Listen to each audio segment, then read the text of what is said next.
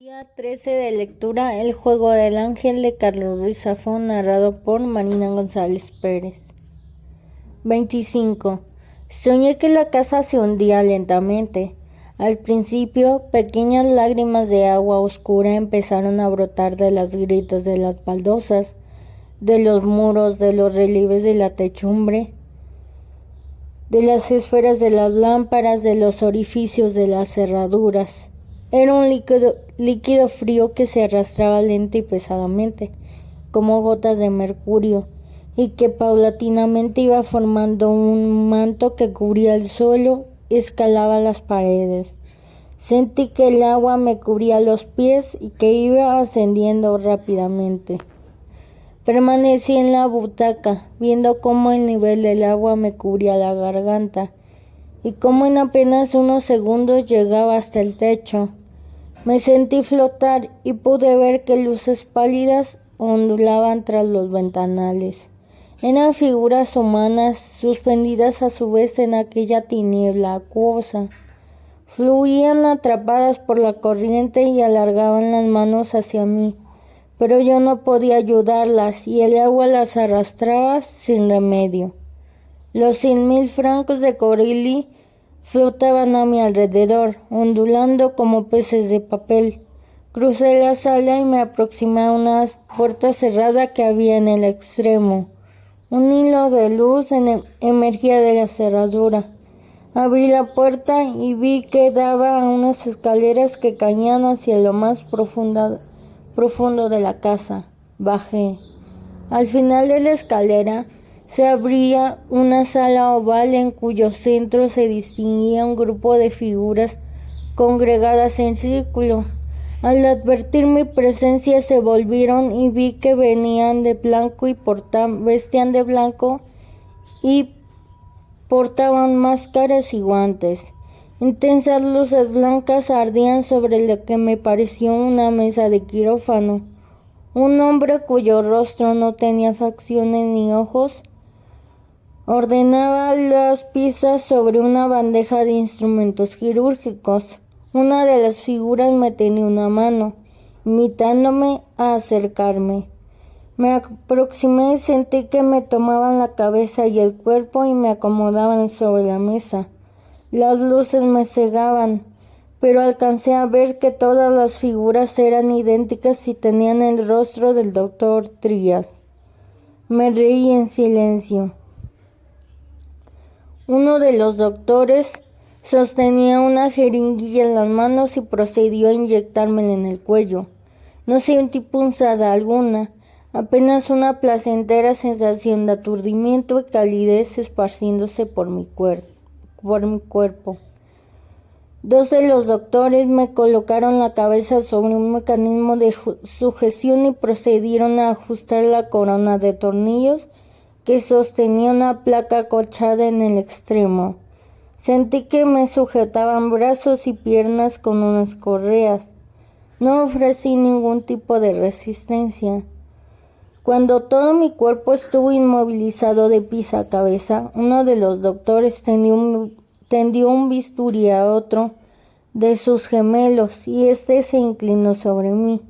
Sentí que alguien me hacía de la mano y me la sostenía. Era un niño que me miraba con ternura, que tenía el mismo rostro que yo había tenido el día que mataron a mi padre. Vi el filo del bisturí descender en la tiniebla líquida y sentí como el metal hacía un corte sobre mi frente. No experimenté dolor. Sentí que algo emanaba del corte y vi como una nube negra sangraba lentamente de la herida y se esparcía por el agua. La sangre ascendía en volutas hacia las luces como humo y se torcía en formas cambiantes. Miré al niño, que me sonreía y me sostenía la mano con fuerza. Lo noté entonces. Algo se movía dentro de mí, algo que hasta apenas hacía un instante estaba aferrado como una tenaza alrededor de mi mente. Sentí que algo se retiraba, como un aguijón clavado hasta la médula que se extrae con tenazas. Sentí pánico y quise levantarme, pero estaba inmovilizado. El niño me miraba fijamente y asentía. Creí que me iba a desvanecer o a despertar y entonces la vi. La vi reflejada en las luces que había sobre la mesa del quirófano. Un par de filamentos negros asomaban de la herida, reptando sobre mi piel. Era una araña negra del tamaño de un puño. Corrió sobre mi rostro y antes de que pudiese saltar de la mesa, uno de los cirujanos la ensartó con un bisturí. La alzó a la luz para que pudiese verla. La araña agitaba las patas y sangraba contra las luces. Una mancha blanca cubría su caparazón y sugería una silueta de alas desplegadas, un ángel. Al rato sus patas quedaron inertes y su cuerpo se desprendió. Quedó flotando y cuando el niño alzó la mano para tocarla se deshizo en polvo. Los doctores desligaron mis ataduras y aflojaron el mecanismo de sujeción que me había atenazado el cráneo. Con la ayuda de los doctores me incorporé sobre la camilla y me llevé la mano a la frente. La herida se estaba cerrando. Cuando volví a mirar a mi alrededor me di cuenta de que estaba solo. Las luces del quirófano se extinguieron y la sala quedó en penumbra. Regresé hacia la escalinata y ascendí los peldaños que me condujeron de nuevo a la sala. La luz del amanecer se filtraba en el agua y atrapaba 1000 partículas de suspensión. Estaba cansado, más cansado de lo que lo había estado jamás en toda mi vida. Me arrastré hasta la butaca y me dejé caer. Mi cuerpo se desplomó lentamente y al quedar finalmente en reposo sobre la butaca, pude ver que estelas de pequeñas burbujas empezaban a corretear por el techo. Una pequeña cámara de aire se formó en lo alto y comprendí que el nivel del agua empezaba a descender. El agua, densa y brillante como gelatina, se escapaba por las gritas de las ventanas a borbotones como si la casa fuese un sumergible que emergiese de las profundidades. Me acurruqué en la butaca, entregado a una sensación de ingravidez y paz que no deseaba abandonar jamás. Cerré los ojos y escuché el susurro del agua a mi alrededor. Abrí los ojos y vislumbré una lluvia de gotas que caían muy lentamente desde lo alto, como lágrimas que se podían detener al vuelo. Estaba cansado, muy cansado, y solo deseaba dormir profundamente. Abrí los ojos a la intensa claridad de un mediodía cálido. La luz caía como polvo desde los ventanales. Lo primero que advertí fue que los 100,000 francos seguían sobre la mesa. Me incorporé y me aproximé a la ventana. Corrí los cortinajes y un brazo de claridad cegadora inundó la sala. Barcelona seguía allí, ondulando como un espejismo de calor. Fue entonces cuando me di cuenta de que el zumbido de mis ojos, que los ruidos del día solían enmascarar, había desaparecido por completo. Escuché un silencio intenso, puro como agua cristalina que no recordaba haber experimentado jamás. Me escuché a mí mismo reír. Me llevé las manos a la cabeza y palpé la piel. No sentía presión alguna. Mi visión era clara y me pareció como si mis 5 sentidos acabasen de despertar.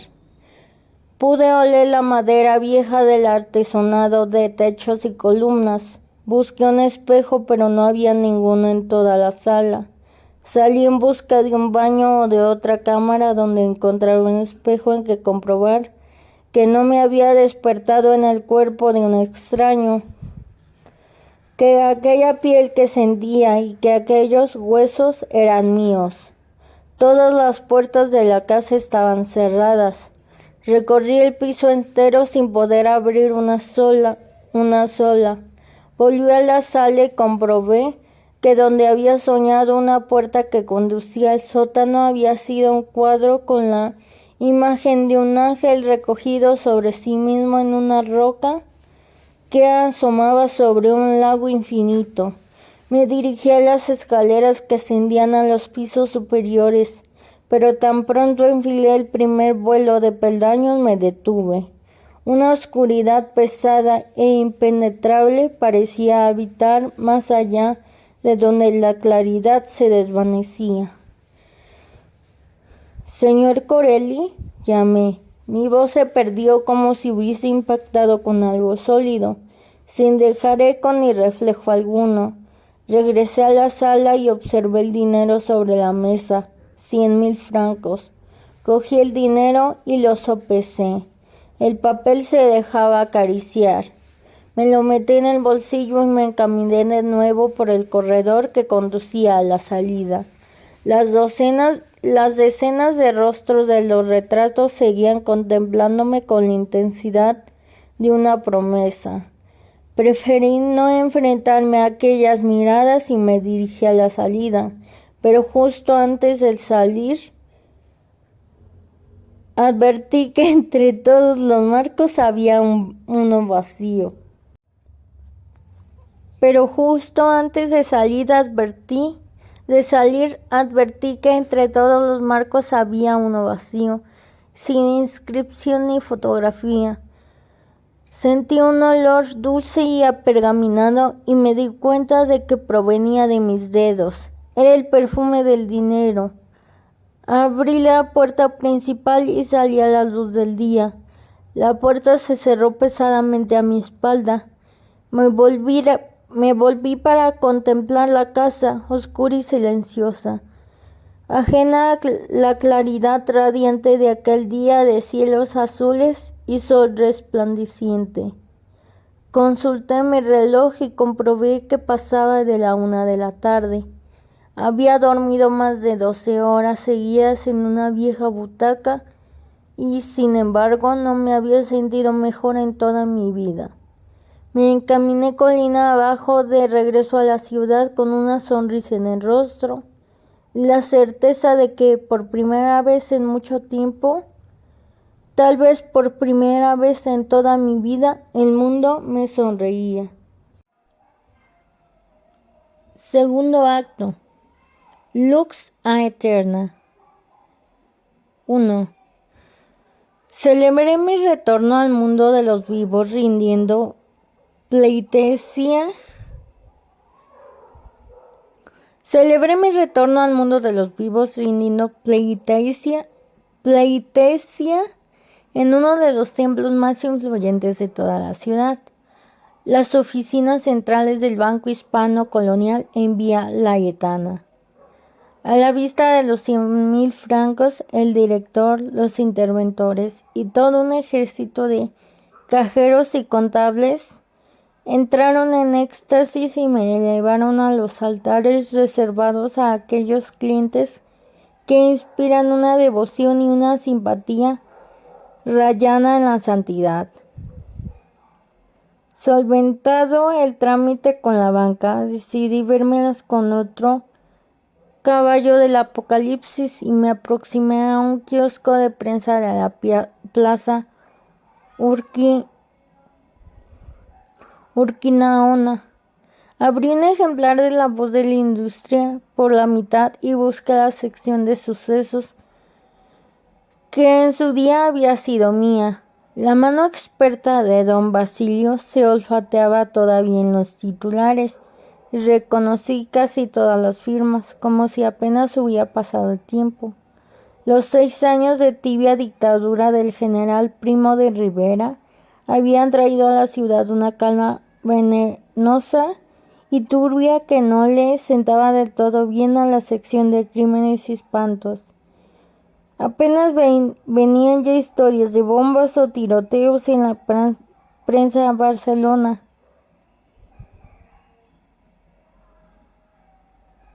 En la prensa Barcelona, la temible Rosa de Fuego empezaba a parecer más una olla a presión que otra cosa. Estaba por cerrar el periódico y recoger mi cambio cuando lo vi. Era apenas un breve en una columna con 4 sucesos destacados en la última página de sucesos.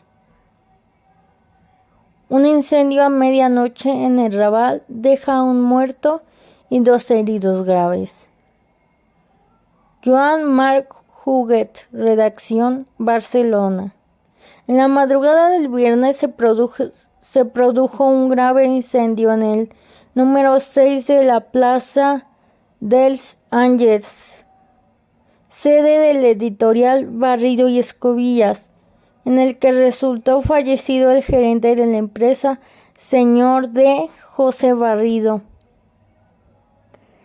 y gravemente herido su socio, señor D. José Luis López Escobillas, y el trabajador, señor Ramón Guzmán, que fue alcanzado por las llamas cuando intentaba auxiliar a los 2 responsables de la empresa. Los bomberos especulan con que la causa de las llamas pudiera haber sido la combustión de un material químico que estaba siendo empleado en la renovación de las oficinas. No se descartan por el momento otras causas, ya que testigos presenciales afirman haber visto salir a un hombre instantes antes de que se declarase el incendio. Las víctimas fueron trasladadas al hospital clínico, donde una ingresó cadáver y las otras 2 permanecen ingresadas con pronóstico muy grave. Llegué tan rápido como pude. El olor a quemado se podía apreciar desde la Rambla. Un grupo de vecinos y curiosos se habían congregado en la plaza frente al edificio. Briznas de humo blanco ascendían de un montón de escombros apilados a la entrada. Reconocí a varios empleados del editorial intentando salvar de entre las ruinas lo poco que había quedado. Cajas con libros chamuscados y muebles mordidos por las llamas se amontonaban en la calle. La fachada había quedado ennegrecida. Los ventanales reventados por el fuego. Rompí el círculo de mirones y entré. Un intenso hedor se me prendió en la garganta. Algunos de los trabajadores del editorial que se afanaban por rescatar sus pertenencias me reconocieron y me saludaron cabizbajos. Señor Martín, una gran desgracia, murmuraban. Atravesé lo que había sido la recepción y me dirigí a la oficina de Barrido. Las llamas habían devorado las alfombras y reducido los muebles a esqueletos de brasa. El artesonado se había desplomado en una esquina, abriendo una vía de luz al patio trasero. Un intenso de ceniza flotante atravesaba la sala. Una silla había sobrevivido milagrosamente el fuego. Estaba en el centro de la sala y en ella estaba la Veneno, que lloraba con la mirada caída. Me arrodillé frente a ella, me reconoció y sonrió entre lágrimas. ¿Estás bien?, pregunté. Asintió. Me dijo que me fuese a casa, ¿sabes? Que ya era tarde y que fuera a descansar porque hoy íbamos a tener un día muy largo. Estábamos cerrando toda la contabilidad del mes. Si me hubiese quedado un minuto más. ¿Qué es lo que pasó, Herminia? Estuvimos trabajando hasta tarde. Era casi medianoche cuando el señor Barrido me dijo que me fuese a casa. Los editores estaban esperando a un caballero que venía a verlos. ¿A medianoche? ¿Qué caballero? Un extranjero, creo. Tenía algo que ver con una oferta, no lo sé. Me hubiese quedado de buena gana, pero era muy tarde y el señor Barrido me dijo... Herminia, ese caballero, ¿recuerdas su nombre? La Veneno me miró con extrañeza. Todo lo que recuerdo ya se lo he contado al inspector que ha venido esta mañana. Me ha preguntado por ti. ¿Un inspector? ¿Por mí? Están hablando con todo el mundo. Claro. La Veneno me miraba fijamente, con desconfianza, como si tratase de leer mis pensamientos. No saben si saldrá vivo, murmuró, refiriéndose a Escobillas. Se ha perdido todo, los archivos, los contratos, todo. La editorial se acabó. Lo siento, Herminia. Una sonrisa torcida y maliciosa afloró en sus labios. ¿Lo sientes? ¿No es esto lo que querías? ¿Cómo puedes pensar eso? La Veneno me miró con recelo. Ahora eres libre. Hice ademán de tocarle el brazo, pero Herminia se incorporó y retrocedió un paso, como si mi presencia le produjese miedo. Herminia, vete, dijo. Dejé a Herminia entre las ruinas humeantes. Al salir a la calle me tropecé con un grupo de chiquillos que estaban hurgando entre las pilas de escombros. Uno de ellos había desenterrado un libro de entre las cenizas y lo examinaba con una mezcla de curiosidad y desdén. La cubierta había quedado velada por las llamas y el reborde de las páginas ennegrecido, pero por lo demás el libro estaba intacto. Supe por el grabado en el lomo que se trataba de una de las entregas de La ciudad de los malditos.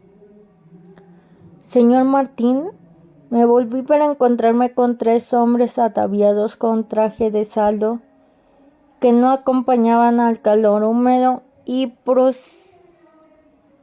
pegajoso que flotaba en el aire.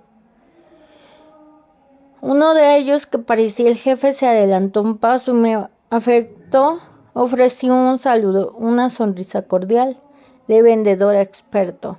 Los otros 2, que parecían tener la constitución y el temperamento de una prensa hidráulica, se limitaron a clavarme una mirada abiertamente hostil. Señor Martín, soy el inspector Víctor Grandes y estos son mis colegas, los agentes Marcos y Castelo, del Cuerpo de Investigación y Vigilancia. Me pregunto si sería usted tan amable de dedicarnos unos minutos. Por supuesto, respondí. El nombre de Víctor Grandes me sonaba de mis años en la sección de sucesos. Vidal le había dedicado algunas de sus columnas y recordé particularmente una en la que lo calificaba como el hombre revelación del cuerpo, un valor sólido que confirmaba la llegada a la fuerza de una nueva generación de profesionales de élite mejor formadas que sus predecesores, incorruptibles y duros como el acero. Los adjetivos y la hipérbole eran de Vidal, no míos. Supuse que el inspector Grandes no habría hecho sino escalar posiciones en jefatura desde entonces y que su presencia allí evidenciaba que el cuerpo se tomaba en serio el incendio de Barrido y Escobillas. Si no tiene inconvenientes, podemos acercarnos a un café donde hablar sin interrupciones, dijo Grandes sin aflojar un ápice la sonrisa del servicio. Como gusten. Grandes me condujo hasta un pequeño bar que quedaba en la esquina de las calles Doctor Don y Pintor Fortuny. Marcos y Castelo caminaban a nuestra espalda, sin quitarme los ojos de encima. Grandes me ofreció un cigarrillo que rechacé. Volvió a guardar la cajetilla. No despegó los labios hasta que llegamos al café y me escoltaron a una mesa, al fondo, donde los 3 se apostaron a mi alrededor. Si me hubiesen llevado a un calabozo oscuro y húmedo, me hubiera parecido que el encuentro era más amigable. Señor Martín, creo ya habrá tenido conocimiento de lo sucedido esta madrugada. Solo lo que he leído en el periódico y lo que me ha contado la Veneno. ¿La Veneno? Perdón, la señora Herminia Doazo, adjunta a la dirección. Marcos y Castelo intercambiaron una mirada impagable. Grandes sonrió. Interesante mote. Dígame, señor Martín, ¿dónde se encontraba usted ayer por la noche? Bendita ingenuidad, la pregunta me pilló de sorpresa. Es una pregunta rutinaria, aclaró Grandes. Estamos intentando establecer la presencia de todas las personas que pudieran haber tenido relación con las víctimas en los últimos días. Empleados, proveedores, familiares, conocidos. Estaba con un amigo. Tan pronto abrí la boca, lamenté la elección de mis palabras. Grandes lo advirtió. ¿Un amigo? Más que un amigo, se trata de una persona relacionada con mi trabajo, un editor. Ayer por la noche tenía concertada una entrevista con él. ¿Podría decir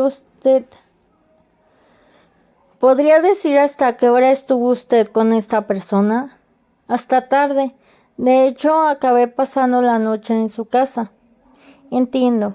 La persona que usted define como relacionada con su trabajo se llama Corelli, Andreas Corelli, un editor francés. Grandes anotó el nombre en un pequeño cuaderno. Parecía que el apellido fuese italiano, comentó. La verdad es que no sé con exactitud cuál es su nacionalidad. Es comprensible y este señor Corelli, sea cual sea su ciudadanía, ¿podría corroborar que ayer por la noche se encontraba con usted? Me encogí de hombros. Supongo que sí. ¿Lo supone? Estoy seguro de que sí. ¿Por qué no iba a hacerlo? No lo sé, señor Martín. ¿Hay algún motivo por el cual usted cree que no fuera a hacerlo? No. Tema zanjado, entonces. Marcos y Castelo me miraban como si no me hubiesen oído pronunciar más que embustes desde que nos habíamos sentado. Para acabar, ¿podría usted aclararme la naturaleza de la reunión que mantuvo usted ayer con este editor de nacionalidad indeterminada? El señor Corelli me había citado para formularme una oferta. ¿Una oferta de qué índole? Profesional, ya veo. ¿Para escribir un libro tal vez? Exactamente. Dígame, ¿es habitual que tras una reunión de trabajo se quede usted a pasar la noche en el domicilio de la, digamos, parte contratante? No. Pero me dice usted que se quedó a pasar la noche en el domicilio de este editor. Me quedé porque no me encontraba bien y no creí que pudiese llegar a mi casa. ¿Le sentó mal la cena, quizá? He tenido algunos problemas de salud últimamente. Grandes asintió con aire de consternación. Mareos, dolores de cabeza, completé. Pero es razonable asumir que ya se encuentra usted mejor. Sí, mucho mejor. Lo celebro. Lo cierto es que tiene usted un aspecto envidiable. ¿No es así? Castelo y Marcos asintieron lentamente. Cualquiera diría que se ha quitado usted un gran peso de encima, apuntó el inspector. No lo entiendo. Me refiero a los mareos y las molestias. Grandes manejaba aquella farsa con un dominio del tempo exasperante. Disculpe mi ignorancia respecto a los pormenores de su ámbito profesional, señor Martín, pero ¿no es cierto que tenía usted suscrito un contrato con los dos editores que no expiraba hasta dentro de 6 años? 5. ¿Y no le ligaba ese contrato en exclusiva, por así decirlo, a la editorial de Barrido y Escobillas? Esos eran los términos. Entonces, ¿por qué motivo habría usted de discutir una oferta con un competidor si su contrato le impedía aceptarla? Era una simple conversación, nada más, que sin embargo devino en una velada en el domicilio de este caballero. Mi contrato no me impide hablar con terceras personas ni pasar la noche fuera de mi casa. Soy libre de dormir donde quiera y hablar con quien quiera de lo que quiera. Por supuesto, no pretendía insinuar lo contrario, pero gracias por aclararme este punto. ¿Puedo aclararle algo más? Solo un pequeño matiz. En el supuesto de que fallecido el señor Barrido, y Dios no lo quiera, el señor Escobillas no lo quiera,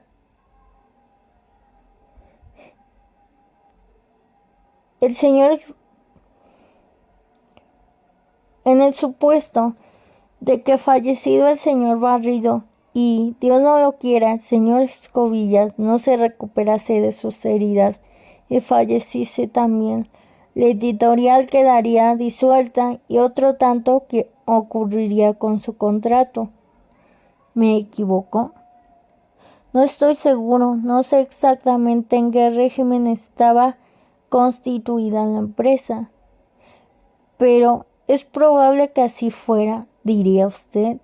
Es posible, tendría que preguntárselo al abogado de los editores.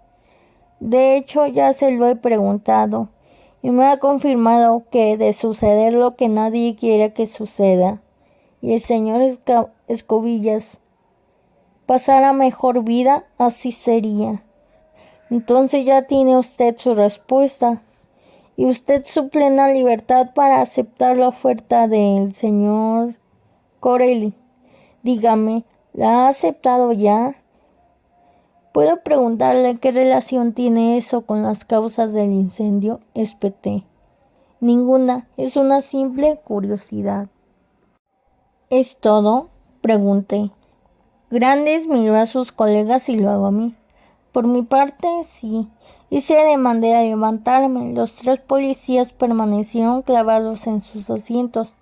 Señor Martín, antes de que se me olvide, dijo Grandes, ¿puede confirmarme si recuerda que hace una semana los señores Barrido y Escobillas le visitaron en su domicilio en el número 30 de la calle Flassaders en compañía del antes citado abogado? Lo hicieron. ¿Se trataba de una visita social o de cortesía?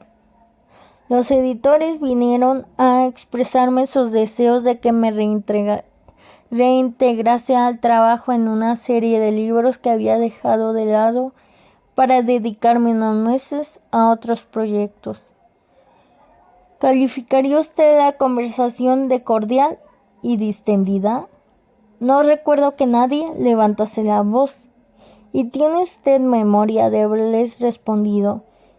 Y citó textualmente que en una semana estarán ustedes muertos, sin levantar la voz, por supuesto. Suspiré. Sí, admití. ¿A qué se refería? Estaba enojado y dije lo primero que se me pasó por la cabeza, inspector. Eso no significa que hablas en serio. A veces se dicen cosas que uno no siente. Gracias por su sinceridad, señor Martín. Nos ha sido usted de gran ayuda. Buenos días.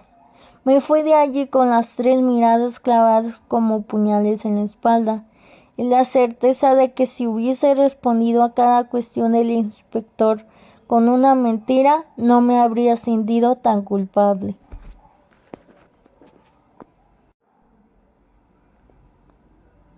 Día 13 de lectura: El juego del ángel, de Carlos Ruiz Zafón.